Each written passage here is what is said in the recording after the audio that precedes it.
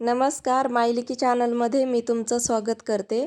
आज आपण कोल्हापूरचे फेमस थालीपीठ बनवणार आहोत। रेसिपीला सुरुवात करते। रेसिपी आवडली तर रेसिपीला लाईक करा, शेअर करा आणि सबस्क्राइब केलं नसेल तर सबस्क्राइब करा। आता इथे मी तव्यावरती मिरच्या भाजून घेते।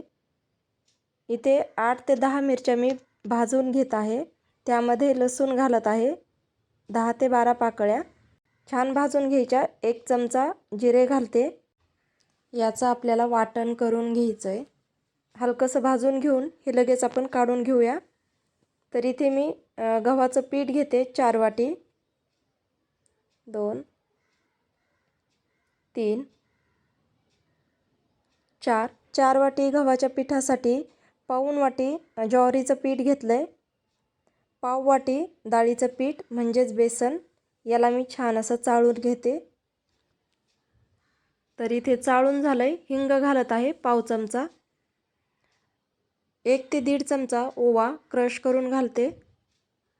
ओव्यामुळे थालीपीठ खूप छान लागतात।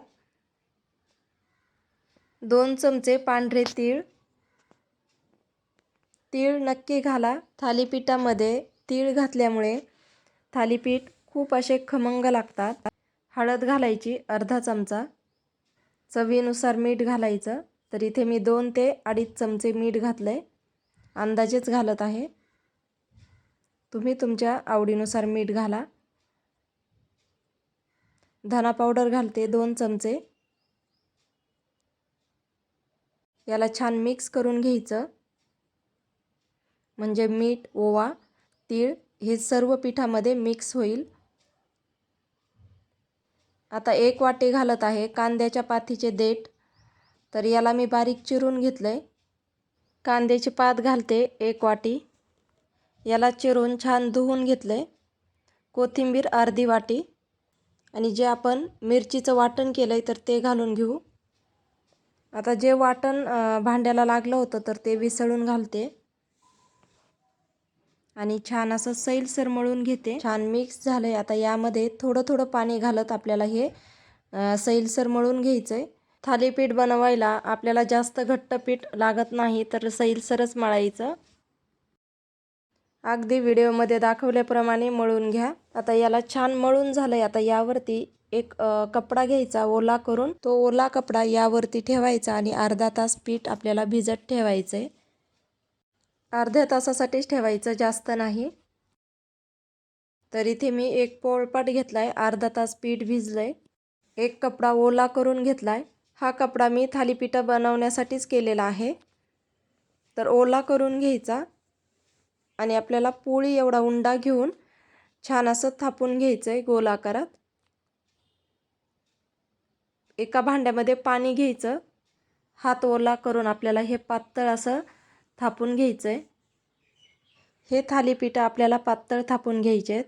जेवढं पातळ थापाल तेवढे छान आणि खमंग लागतात।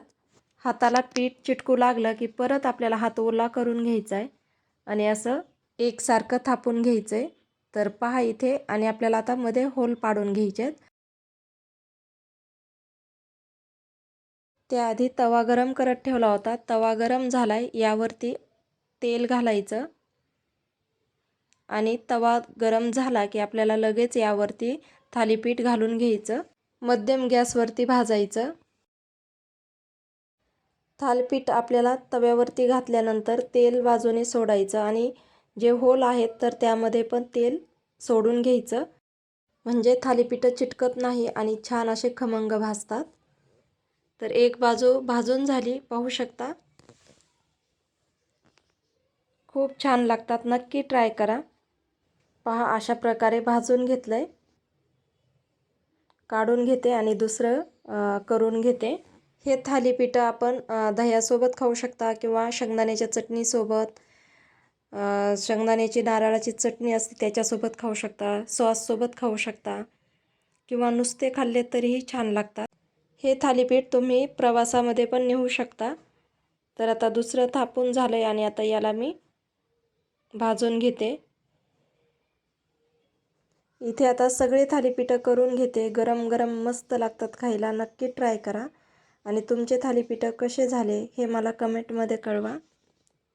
रेसिपीला लाईक करा, व्हिडिओला शेअर करा. धन्यवाद.